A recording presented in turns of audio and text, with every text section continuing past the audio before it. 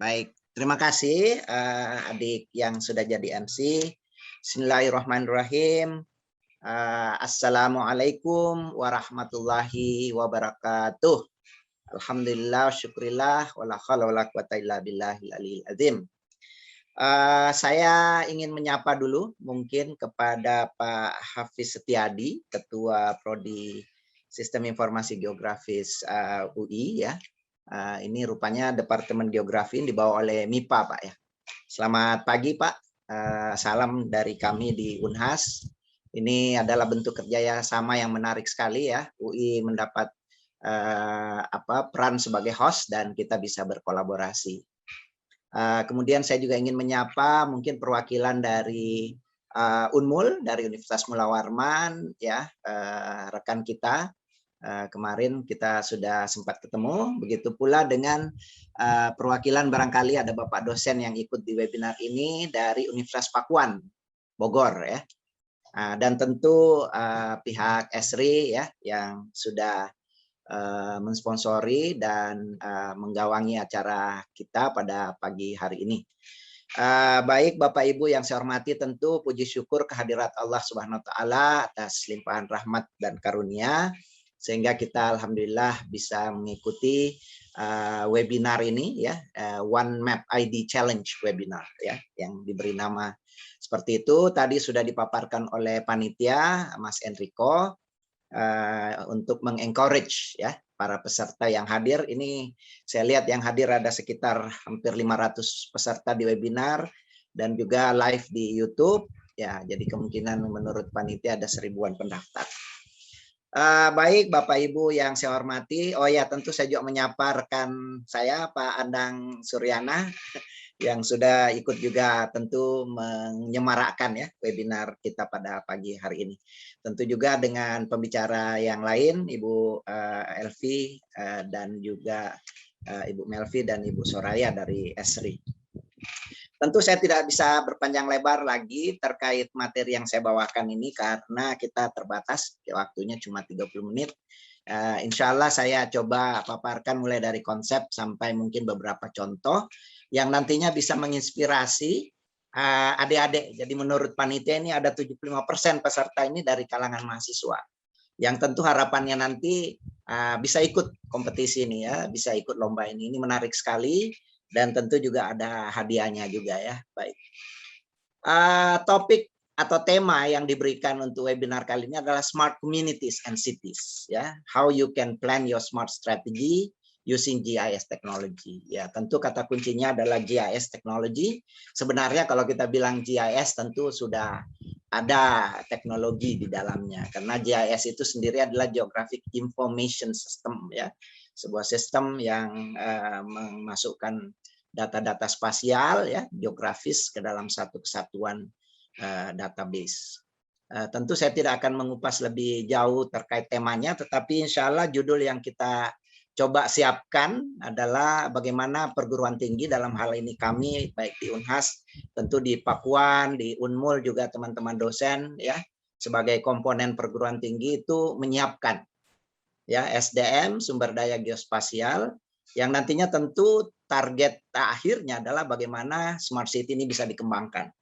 Karena sebenarnya di tahun 2011 ya Kemeninfo, Kementerian Informasi itu telah menargetkan sebenarnya untuk smart city di Indonesia itu mencapai 1000 kota dan kabupaten barangkali. Nah, apa kabarnya sampai 2021 ini nanti kita coba lihat kira-kira kota-kota apa saja sebenarnya, karena kalau kota-kota besar di Indonesia harusnya sudah bisa mengaplikasi konsep dari smart city ini ya. Sebutlah Jakarta pasti ya, ada Ibu Melvi di sini nanti akan memberikan kita bagaimana di DKI diaplikasikan smart city ini dengan teknologi GIS tentunya. Begitu pula beberapa kota seperti Semarang ya, Jogja, tentu Makassar ya, Bali, ya, Denpasar, dan kota-kota lainnya di Indonesia. Baik, hadirin yang berbahagia, izinkan saya meneruskan slide ini. Sedikit profil singkat saya, ini bisa nanti dilihat pada file PDF yang kita akan share ke panitia juga. Ya, bidang saya memang remote sensing dan GIS. dan kami terhimpun dalam organisasi MAPIN. MAPIN ini juga perlu diketahui oleh adik-adik mahasiswa bahwa organisasi profesi seperti MAPIN ini sangat mensupport ya keberadaan dari teknologi GIS ini. Khususnya data yang terkait pada data penginderaan jauh atau remote sensing. Ya, ini juga salah satu item sebenarnya kalau kita bicara di webinar, ini juga pembahasannya cukup luas dan cukup dalam dan cukup jauh ya kalau kita bicara tentang data.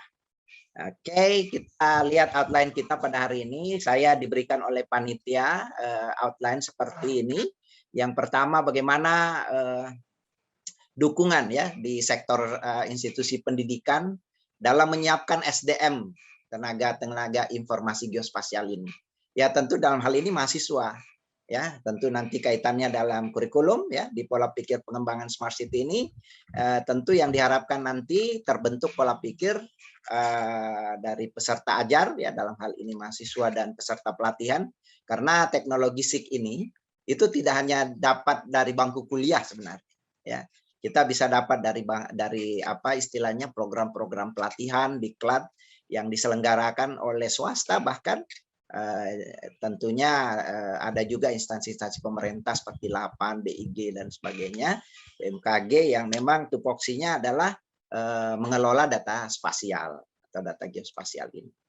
Kemudian sekarang dengan term dari Dikbud ya, Menristek Dikbud itu kampus merdeka ya, merdeka belajar, sehingga mahasiswa juga bisa ya dengan magang, dengan kemudian praktek dan sebagainya di bidang informasi geospasial ini terbuka lebar. Bahkan mereka bisa menghabiskan 6 bulan untuk menimba ilmu terkait daripada institusi pendidikan menghasilkan tenaga informasi geospasial ini. Dan yang terakhir nanti akan kita lihat beberapa inovasi geospasial yang sudah kita buat yang menjadi inspirasi dari adik-adik nantinya dalam mengikuti kompetisi ini. Karena intinya adalah bagaimana nanti menggunakan data spasial ya di daerah mana tadi Mas Enrico sudah mengungkapkan bahwa kita tuh punya keunikan dengan daerah yang berbeda-beda. Sehingga mari kita sama-sama. Dan saya tahu peserta ini mulai dari Aceh katanya itu sampai di ujung Papua. So please explore your areas ya dengan menggunakan teknologi GIS ini. Jadi ini outline dari webinar yang diberikan oleh panitia tadi yang saya sudah jelaskan. Nah, kira-kira jawabannya sedikit seperti ini sebelum kita mengeksplor lebih jauh lagi terkait pada materi informasi geospasial ini. Yang pertama institusi pendidikan ya. Jadi di perguruan tinggi sekarang sudah berkembang sekali, apalagi misalnya di Unhas itu program studi S1 yang dulunya ya itu mungkin tidak ada mata kuliah yang terkait pada sistem informasi geografis. Tetapi karena perkembangan teknologi ini kita juga harus menapak bersama sehingga bahkan di perguruan tinggi yang membuka program magister misalnya itu adalah sesuatu yang wajib biasanya menggunakan metodologi sistem informasi geografis ini. Apalagi kalau digabung juga dengan penginderaan jauh. Kalau di Unhas beberapa S2 ya program magister itu metodologinya memang harus menggunakan data spasial ya, data geospasial, sehingga mereka harus belajar tentang teknologi GIS ini. Dan biasanya digabung dengan teknologi penginderaan jauh. Begitu juga dengan sekolah-sekolah vokasi ya. Kita mungkin tahu kalau di UGM itu sudah definitif sekolah vokasi tentang sistem informasi geografisnya. Kalau di UI ya tentu sudah ada geografi ya S1. Kalau di beberapa perguruan tinggi yang saya ketahui mereka memasukkan ke dalam kurikulum. Nanti kita akan lihat contoh-contoh kurikulum yang mengajarkan teknologi ini. Karena sebenarnya SIG ini karena luas sehingga banyak lagi mata kuliah lain yang mendukung untuk menjadi satu kesatuan kompetensi daripada pembelajar yang nantinya akan mendapatkan ilmu dan istilahnya kompetensinya sehingga mereka bisa gunakan baik dalam bekerja ya maupun kalau ada yang jadi tenaga akademisi ya menjadi dosen misalnya yang mereka harus mengajarkan. Nah begitu juga di tingkat sekolah sekolah menengah ya Nah, SMK SMK itu ada namanya SMK apa namanya untuk membahas tentang SIK dan penginderaan jauh. Nah, disinilah peran perguruan tinggi untuk peningkatan kompetensi dari lulusan yang akan dihasilkan di perguruan tinggi, sekolah vokasi maupun SMK-SMK ini. Nah, di pertanyaan kedua tadi baru kita lihat di situ ada kurikulum SIK-nya. Nah, kurikulum SIK ini nanti akan dilihat pada kompetensi yang dihasilkan. Apakah mereka sudah mampu atau tidak. Sehingga ada yang disebut dengan standar kompetensi. Ya. Nah, begitu juga dengan ada KKNI daripada informasi geospasial ini. Nanti akan kita perlihatkan bagaimana kerangka kerja daripada apa namanya ini kerangka nasional daripada informasi geospasial ini. Nah, harapannya dengan adanya kurikulum, kemudian mereka juga sudah difilter dengan kompetensi yang ada, maka terbentuklah mereka punya pola pikir. Khusus untuk Smart City, TIK Smart ini menggunakan GIS. Saya banyak cerita di slide ini karena memang poin pentingnya adalah bagaimana peserta bisa memahami bahwa teknologi informasi geospasial ini nantinya bisa mengerucut pada apa namanya aplikasi dari Smart City di pemerintah daerah kita. Kemudian yang ketiga tadi saya sudah sebutkan bahwa akan ada Smart Campus, ya, kampus merdeka, magang dan sebagainya.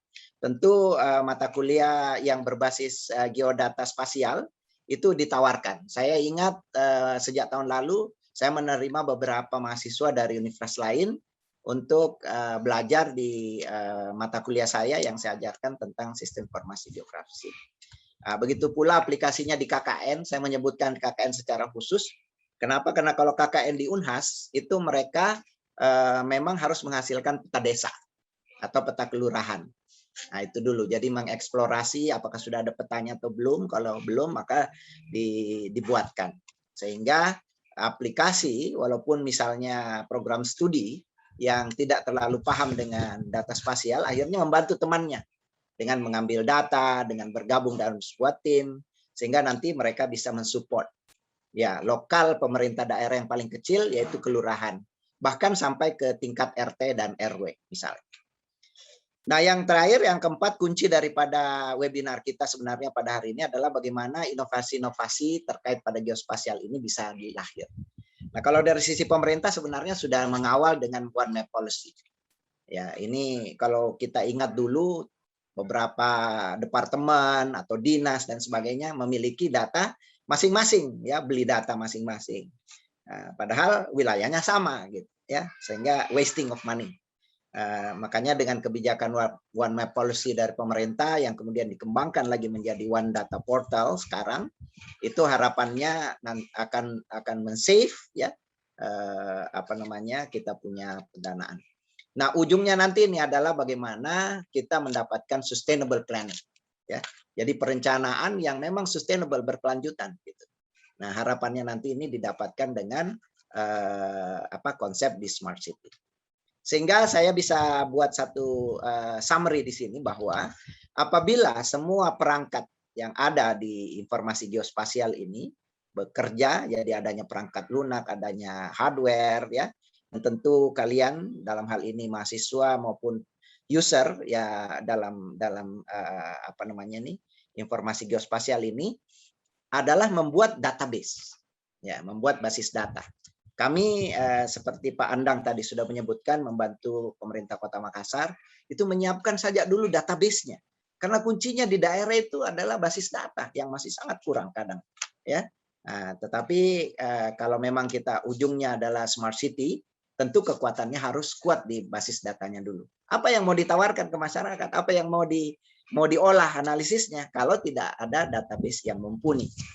Ya, sehingga kita berharap dengan mapping ya, dengan survei dan sebagainya itu bisa dapat meng-create database yang bagus dan benar ya dan betul dan akurat sehingga kita bisa membuat konsep-konsep Smart City ini berjalan. Karena Smart City ini banyak sekali bagian-bagian yang lain ya. Sehingga diharapkan di masa depan masyarakat itu sudah bisa berperan sebagai smart people. They create their own data, they create their own system, sehingga masuk ke dalam smart city tersebut. Jadi mereka yang jadi peran, bukan hanya penonton menjadi target, tetapi mereka lah yang menginput ke dalam sistem. Makanya salah satu produk Esri nanti yang kita akan perlihatkan juga adalah survei 123 itu misalnya. Ya, bagaimana nanti masyarakat yang mengisi sehingga masuk ke dalam database. Makanya saya bilang di sini sumber daya ini adalah support swasta dalam membantu kebijakan satu peta oleh pemerintah. Nah, inilah yang harus dikerjasamakan di daerah karena tidak semua pemerintah daerah memiliki sumber daya yang mampu, yang kompeten dalam melakukan database ini. Bagaimana mau bikin smart city kalau database-nya saja belum ada? Seperti itu. Nah, ini kita perlu appreciate upaya yang dilakukan oleh Esri ya. Kenapa? Karena saya share ulang sedikit karena ini share sound-nya. Kenapa? Karena Esri sudah melakukan ini ya sebagai policy daripada perusahaan. Baik, saya masih punya waktu lagi ya. Kalau saya tidak salah Bu Salsa, MC, ini ada sedikit video singkat sekali, 1,5 enggak sampai 1 menit, to give you more ideas of how powerful GIS to make a better decision. Yeah, it's in English, but I hope the visualization can give you more understanding. Singkat sekali. Mari kita dengarkan sama-sama.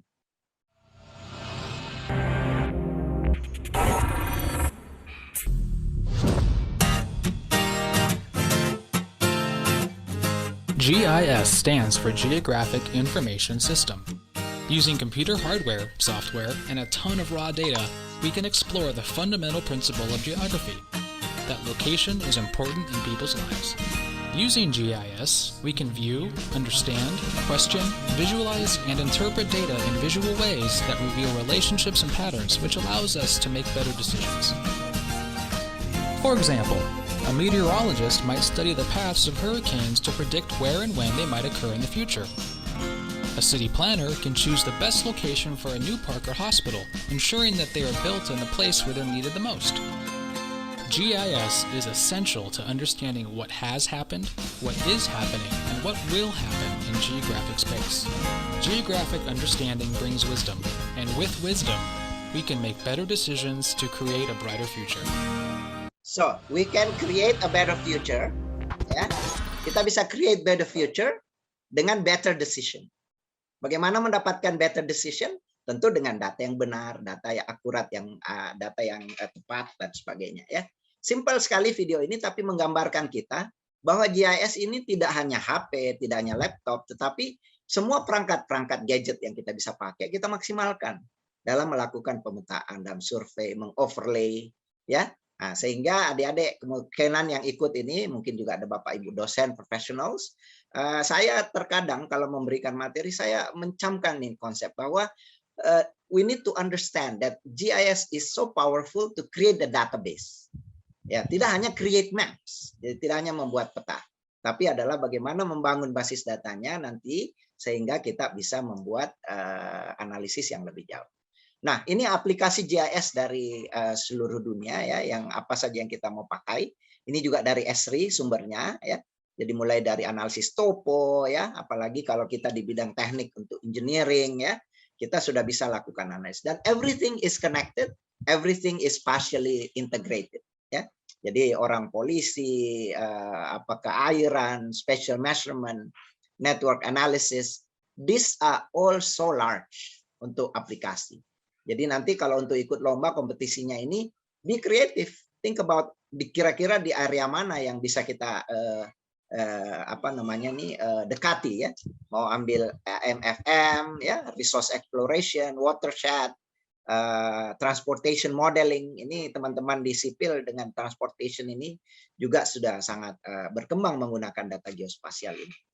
Jadi as you can see, the application of GIS is so broad sehingga kita mau di disiplin ilmu apa saja, asalkan ujungnya menggunakan data geospasial, we can do the analysis. Ya, seperti itu. Sehingga sistem informasi geografis ke depannya ini sudah mulai mengalami shifting ya. Nah, yang dulunya SIG aja, tapi ada istilah sekarang dengan geomatika. So SIG is not standing alone.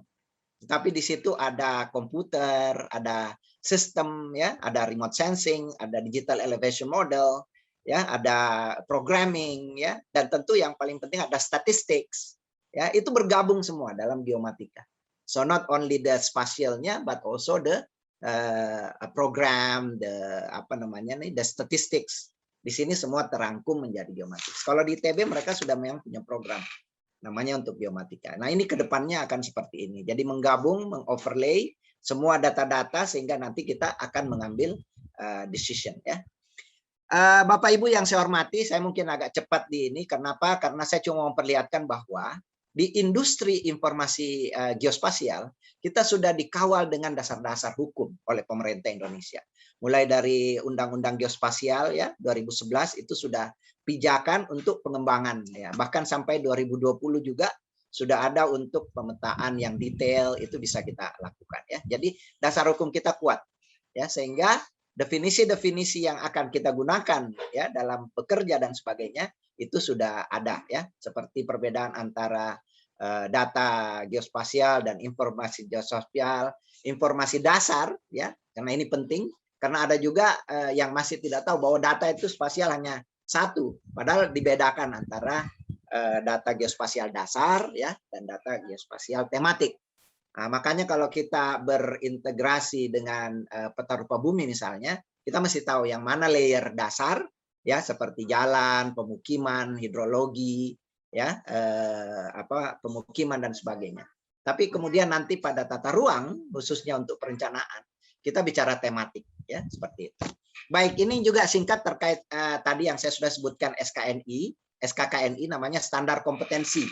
Ini secara nasional ya. Nah, untuk bidang informasi geospasial itu sudah diatur dan sudah ada ya. Nah, ini mengatur pekerjaan ya di tempat kerja, apa tupoksinya, bagaimana lingkungan kerjanya, bagaimana kinerjanya, itu sudah ada semua SKKNI-nya. Nah, begitu juga ada namanya kerangka kualifikasinya. Jadi nanti Bapak Ibu nanti akan istilahnya disertifikasi, disesuaikan dengan jenjang. Apakah kita masuk hanya di operator, ataukah kita di jabatan teknis untuk analisis, atau kita sudah bisa jadi tenaga ahli. Nah, ini pekerjaan konstruksi misalnya di Balai Jasa Konstruksi, itu mereka memiliki salah satu item bidang informasi geospasial. Jadi kalau mereka ada proyek yang terkait pada pembangunan jalan, jembatan, atau sistem informasi, maka mereka harus memiliki tenaga ahli sesuai dengan jenjang kompetensi mereka gitu. Nah, siapa yang melaksanakan ini? Itu tentu ada LPK namanya ya. Nah, ini summary dari KKN ini ya. Jadi sub bidangnya ada 7. Nah, nanti kita lihat. Kemudian ada 313 kompetensi yang dibagi lagi dalam sertifikasi bidang IG-nya ya. Nah, kemungkinan jabatannya apa yang kita bisa masuk itu ada semua di KKNI ini. Jadi intinya apa yang saya mau perlihatkan bahwa kita udah punya kerangka kompetensinya. Ya, sehingga di perguruan tinggi, di pelatihan dan sebagainya sudah ada filternya. Jadi proyek-proyek atau program itu sudah terkawal dengan bagus. Ini ada 7 tadi, mulai dari survei, hidrografi, pemetaan, ini udah masuk drone di sini, penginderaan jauh, SIG, kartografi, dan survei kewilayahan. Oh sorry, tadi itu sebelumnya adalah 4 lembaga penilaian tadi, LPK itu. Jadi kita di Mapin, salah satunya, ya, ISI, ya, kemudian ada LSP Geospasial, dan Geografi Profesional Indonesia. Saya kira adik-adik di geografi juga harus diperkenalkan ini, karena ini penting buat nantinya untuk mencapai kompetensi kita dalam melakukan ini. Ini contoh kurikulum ya, yang dimana kalau kita bicara industri geospasial, maka 2 teknologi ini yaitu penginderaan jauh dan sistem informasi geografis. Ya, ini contoh aja. Jadi mereka harus belajar fotogrametri, ilmu ukur tanah, penginderaan jauh, pemrosesan citra digital. Sekarang kalau saya misalnya di Unhas itu untuk pengembangan wilayah itu salah satu tools yang mereka miliki harus pakai itu adalah menggunakan analisis spasial. Nah, sehingga semua program studi yang kaitannya ke pengembangan wilayah harus menggunakan atau mengambil mata kuliah ini sebagai mata kuliah wajib. Seperti dilihat di sini ya, SIG, ekologi lingkungan, pemetaan bencana, ini semua berbasis spasial. Bahkan matematika pun di statistik ada namanya statistik geospasial. Adik-adik sekalian, khususnya yang mahasiswa, ini ada prospek kerja. Kalau kalian memiliki kompetensi di bidang ini, ya, Beberapa instansi pemerintah yang tentu tupoksinya memang terkait pada data geospasial. Jadi ada dulu namanya Baku Surtanal, sekarang sudah jadi BIG, Lapan ya, Pertanahan, Bapeda di tingkat provinsi dan kabupaten ya. Kita akan lihat nanti bagaimana kebutuhan tenaga kerja di bidang informasi geospasial ini. Ribuan Bapak Ibu ya, adik-adik, itu masih dibutuhkan sekitar 50.000. Nanti kita lihat datanya ya. Kemudian untuk profesi, jangan khawatir. Ya, kenapa? Karena mahasiswa tingkat akhir yang bisa mendigit saja itu sudah bisa kepake dalam proyek-proyek pemetaan, ya, untuk updating database, untuk pemukiman, itu hanya bisa mendigit dengan mendeliniasi, itu udah bisa kepake, ya, apalagi kalau kita menguasai sebagai satu sistem, ya, bisa masuk di peneliti, ya, bisa menjadi tenaga ahli, khususnya di pemetaan, konservasi. Dan banyak lagi profesi yang bisa ditekuni. Nah, begitu juga dengan jurusan atau departemen yang terkait, ya, seperti saya bilang, kalau di Unhas dulunya Fakultas Teknik itu cuma geologi dan tambang barangkali yang menggunakan. Tapi sekarang mulai dari sipil, lingkungan, arsitek yang dulunya cuma menggunakan AutoCAD, tapi sekarang arsitek itu juga sudah harus belajar tentang tapak, bagaimana mengkaitkan ke landscape, ya, apalagi yang namanya PWK, ya. Itu jurusan-jurusan yang memang tidak bisa dihindari, mereka harus belajar yang namanya GIS. Bapak Ibu, ini adalah publikasi yang saya ambil terkait kebutuhan sumber daya kita di bidang EIG ini berapa banyak sebenarnya. Ya, ya. Nanti Ibu Melvi akan mungkin mengupas sedikit bagaimana sumber daya di DKI yang terkait penggunaan informasi geospasial ini. Kementerian dan lembaga pusat itu paling tidak butuh 4.000 SDM. Nah, kalau Pemda ini bisa diasumsi 10 orang per kabupaten itu sudah 500. Sehingga kita memerlukan sekitar 5.000 SDM. Belum lagi swasta, ya, business to government atau business to business. Ini bisa triple, ya, untuk kebutuhan SDM itu. Nah, kalau dihitung dia punya persentase di PDB itu sekitar 20% kira-kira. Uang yang berputar di industri ini, ya. Nah, total SDM yang kita butuhkan itu sekitar 50 ribuan. Nah, sampai sejauh mana ini udah tercapai, ya? Belum lagi kalau kita bicara potensi ekonomi, ya. Kalau dulu orang beli data, yang satu beli lagi, tapi kita kemudian pemerintah sediakan. Silakan pemerintah daerah menggunakannya, ya, mengeksplorasi penggunaan data ini, ya. Nah, dari sisi ekonomi itu sekitar 200 miliar per tahun. Khusus hanya untuk geospasial dasar. Nah, untuk tematik itu kisarannya di 1 triliun per tahun. Ini hasil penelitian ya dari Prof. Amhar dan kawan-kawan, ini dipresentasikan di tahun 2016. Nah, sekarang 2021 pasti ini akan lebih besar lagi gaungnya, ya, dan berkembang terus, ya. Apalagi nanti kalau ini sudah terbuka, ya, secara bebas kita menerima tenaga ahli dari luar, itu persaingannya akan sangat luas, ya. Nah, ini dari paper itu, dari publikasi itu kita bisa lihat bagaimana distribusi tenaga informasi, ya, di tingkat sekolah, ya, vocation S1 dan juga tingkat S2 ini, ya. Di kota itu baru sekitar 316. Jadi kalau kita lihat total dari keseluruhan ini hanya 8.000. Sedangkan berapa kita butuh? 50.000, ya. Jadi sangat-sangat ini. Nah, proyeksinya ke 2024, ini sekarang kita berada di 2021, ya. Ini dengan 7 bidang tadi, ya. Mulai dari survei, hidrografi, fotogrametri, remote sensing, GIS, dan pemetaan. Ini totalnya di 2021 saja untuk bidang-bidang ini, ya. Nah, kita bisa lihat mulai dari high school sampai S1, ini berapa jumlahnya, ya. Nah, pada tahun 2024 itu kita butuh sekitar 2.052, ini totalnya enggak sempat saya tulis, tapi seperti ini kira-kira, ya, kebutuhannya. Nah, sebaran tenaga kerja ini berdasarkan pulau, Bapak Ibu bisa lihat, ya, adik-adik juga bisa lihat bahwa 82% itu berada di Jawa. Ya, berada di Jawa. Nah, jadi sangat tidak terdistribusi dengan bagus. Kenapa? Karena industri itu semua pekerjaan juga memang lebih banyak di kawasan barat.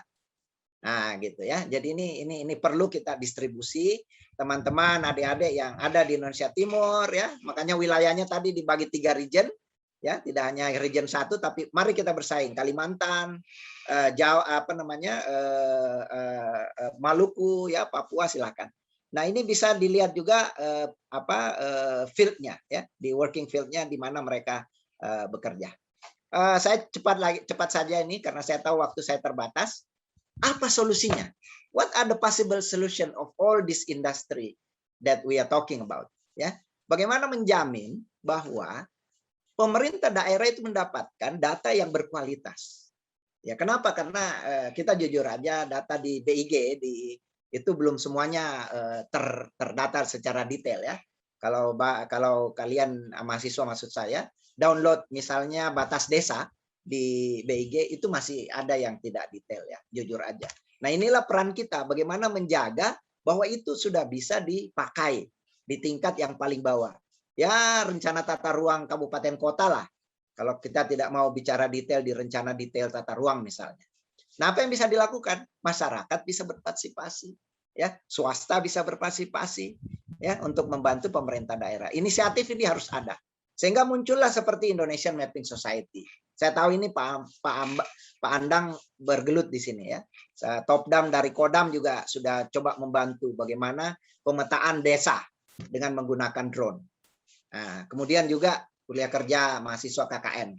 Saya sudah sebutkan tadi bagaimana mahasiswa ini bisa menjadi ujung tombak pemetaan di tingkat yang paling kecil.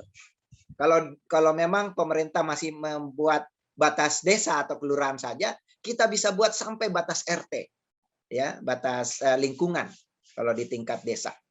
Nah, tentu dengan Tridharma perguruan tinggi kita yang memiliki peran di informasi geospasial ini, ya, kita sesuaikan penelitiannya tentang itu, kemudian pengajarannya, dan paling penting adalah pengabdian.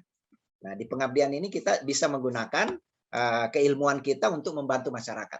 Kami kalau KKN itu senang sekali Pak Camat itu atau Pak Lurah, kita buatkan dia peta di kantor lurah yang dulu mungkin sudah kucep-kucep dan tidak betul, mereka senang. Begitu ya Koramil, ya, kerjasama dengan Top Down itu salah satu solusi yang bisa kita berikan.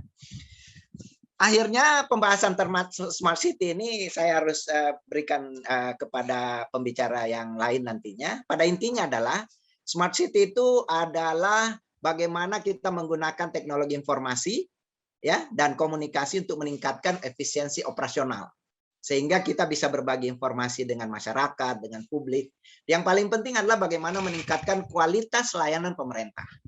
Nah, sehingga muncullah e-government, ya, muncullah e-branding, ya, dan II yang lain, ya.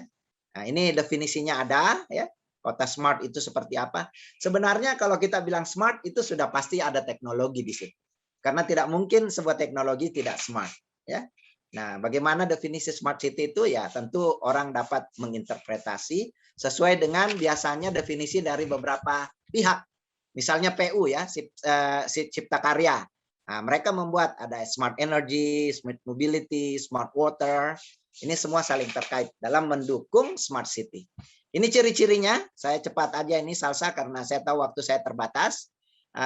Begitu juga ciri-ciri smart city, ya, ada namanya smart living, smart society, smart environment. Yang ini adalah smart governance, ya, smart branding. Dan yang paling banyak dipantau sebenarnya adalah smart economy. Jadi ada namanya OSS, ya. Jadi project itu harus online secara sistem, ya. Nah, untuk Makassar, Pak Wali, Pak Dani itu sudah sangat menggembar-gemborkan Makassar sebagai kota dunia, sehingga harus terus berjalan konsep smart city ini. Jadi dia harus memiliki perencanaan yang holistik. Istilahnya kalau di SDGs, nobody is left behind. Tidak ada yang tertinggal, semua harus bisa diikutkan, berperan dalam smart city. Kemarin Pak Wali sudah melempar lagi Makassar Recover, ya, untuk bagaimana membuat database dari pasien, mulai dari tracing dan sebagainya. Tadi Pak Andang juga sempat menyinggung ini, kita punya partisipasi dalam Satgas. Saya skip ini untuk Livable City Plan. Ini ada satu proyek kerjasama juga dengan Makassar, itu lewat dana ADB, ya. Bagaimana Makassar nanti menjadi kota yang livable, ya, livable city, ya.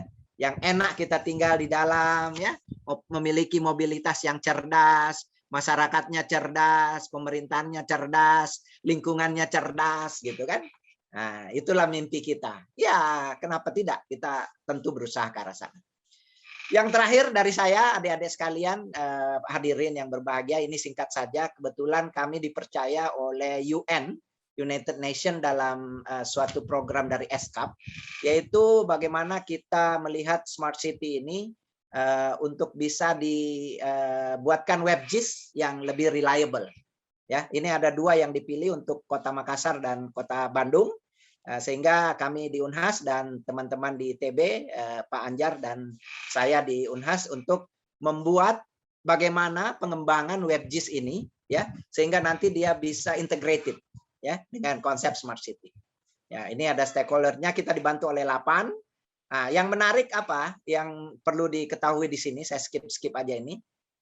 Ini untuk Makassar, bahwa kadang ketika kita mencari Google, ya, Smart City itu, ini contoh ketika saya Smart City Makassar, yang muncul ada berita-berita, ya, tidak memperlihatkan secara spasialnya. Padahal yang kita inginkan ada geoportal yang memang memiliki informasi sehingga masyarakat bisa mengakses secara publik. Nah, ternyata memang ada existing geoportal ini. Hanya memang perlu dikembangkan. Kenapa? Karena memang diluncurkan bersama dengan BIG dulu, tapi kemudian tidak diupdate. Nah, ini masalahnya biasanya. Mungkin nanti bisa share dengan Ibu Melvi, ya. Bahwa terkadang orang membangun basis data tapi kemudian tidak di-maintain. Kenapa? Karena kembali ke resources, ya. Nah, tidak bisa di-maintain. Inilah yang harusnya kita jalankan. Ini yang 2016 itu rarely maintain, spatial datanya share tapi untuk viewing aja. Jadi kami lagi mencoba membuat WebGIS yang berbasis publik, yang tidak hanya untuk viewing. Jadi kadang kalau kita lihat seperti web-web pemerintah, ya, di kementerian, ya kita hanya bisa lihat saja visualisasi. Ya, kita bisa download, ya, pada kondisi harus berhubungan dengan pengelola misalnya. Ya, kalau ini kita akan coba data dasar itu bisa di-download secara khusus, secara langsung oleh publik, sehingga bisa langsung melakukan overlay kalau mereka mau analisis. Ini existing database portalnya. Nah, ini, ya. Dan memang masih kurang, ya. Ini saya selalu ini, dan mereka pihak Bapeda Kota Makassar bilang, ya, mari kita tolong dibantu, Pak. Seperti itu. Nah, ini kita bantu tentu dengan dukungan data dari 8, ya, untuk Kota Makassar.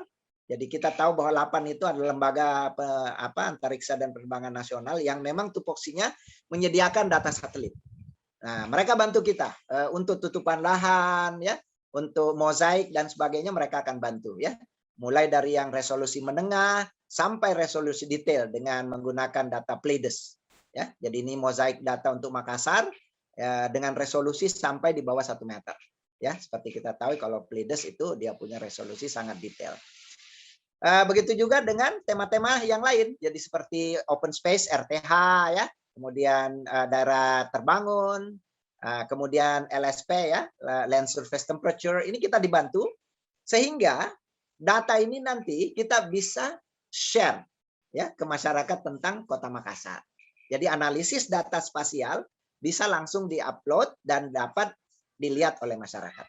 Nah, tentu ini berbasis SDGs, sekali lagi Sustainable Development Goals atau tujuan pembangunan berkelanjutan, ya. Kita identifikasi di Makassar apa saja, seperti macet, banjir, ya, sampah, ya, dan masalah-masalah lingkungan yang lain, sehingga nanti kita coba spasialkan apa masalahnya di situ dengan sustainable yang ada. Nah, untuk Makassar kita sudah punya common center, ya, di mana layar lebar ini Pak Wali langsung lihat di mana screen, di mana ada CCTV, di mana ada peta-peta dan sebagainya, itu bisa diakses. Sehingga disebut dengan common center, ya. Kita kerjasama dengan Bapeda, kita buat pelatihan, bagaimana meningkatkan kompetensi staff sehingga mereka bisa mengupload sendiri dan nantinya akan berjalan.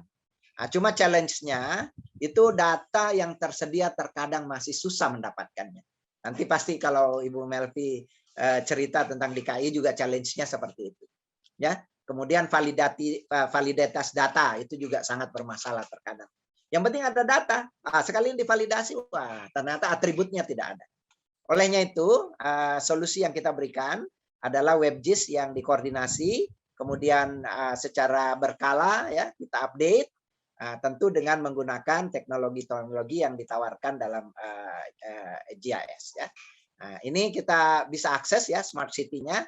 Kira-kira tampilannya seperti ini. Nah, ini perlu sebelum akhir ini, saya tahu Bu Salsa waktu saya sudah mulai menipis sekali. Give me 2 or 3 more minutes. I know that you're not reminding me. Ini kita menggunakan platform ArcGIS online-nya Esri. Ya, jadi kita bisa diberikan hub khusus untuk Unhas.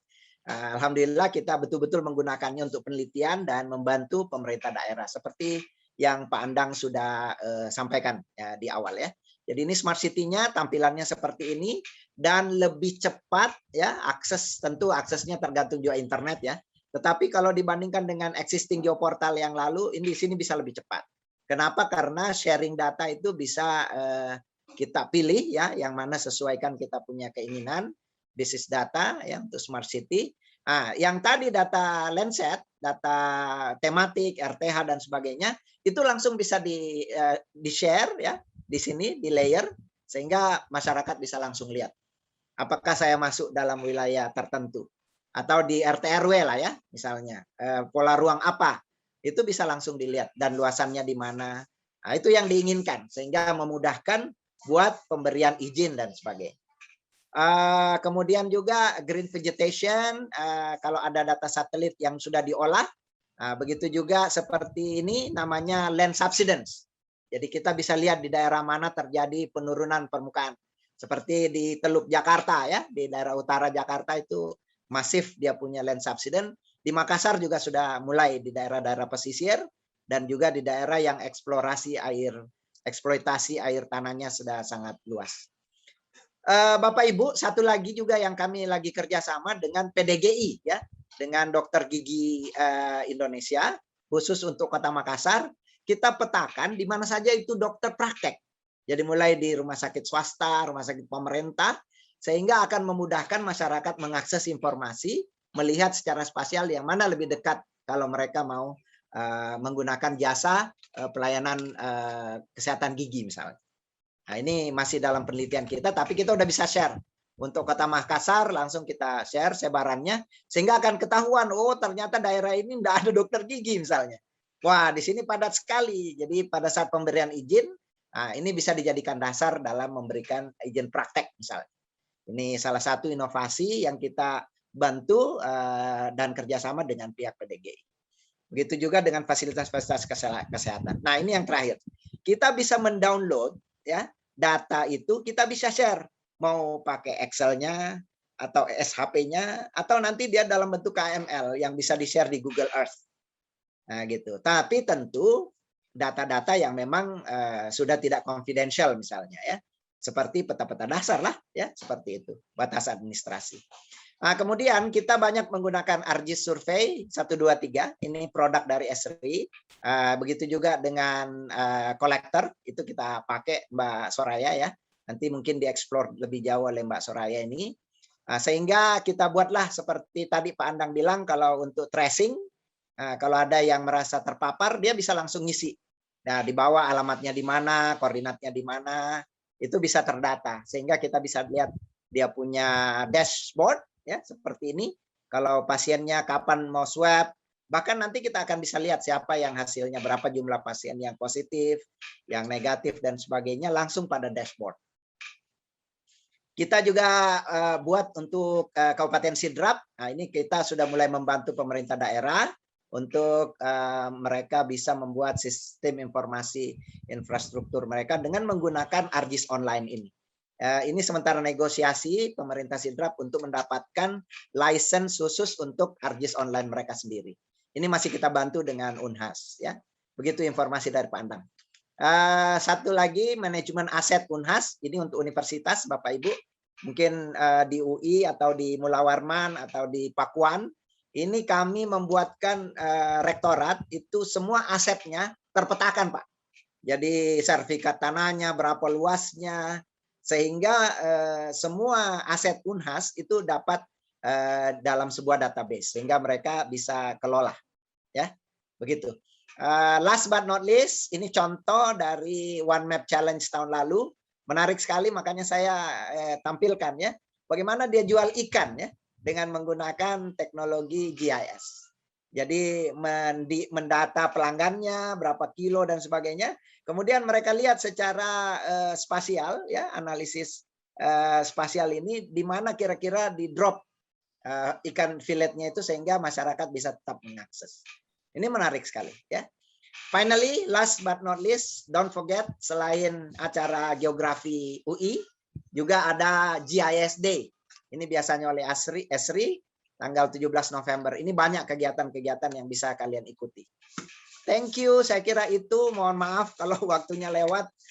Saya terlalu bersemangat memberikan materi, tapi saya yakin mudah-mudahan ini bisa bermanfaat buat para peserta. Ya, kalau ada pertanyaan nanti bisa dielaborate lebih detail lah tentang bagaimana membangun smart city, industri geospasial kita bisa berjalan sesuai dengan peran kita masing-masing. Demikian Ibu Mbak Salsa, terima kasih atas kesempatannya. Saya tunggu di question and answer nanti. Terima kasih.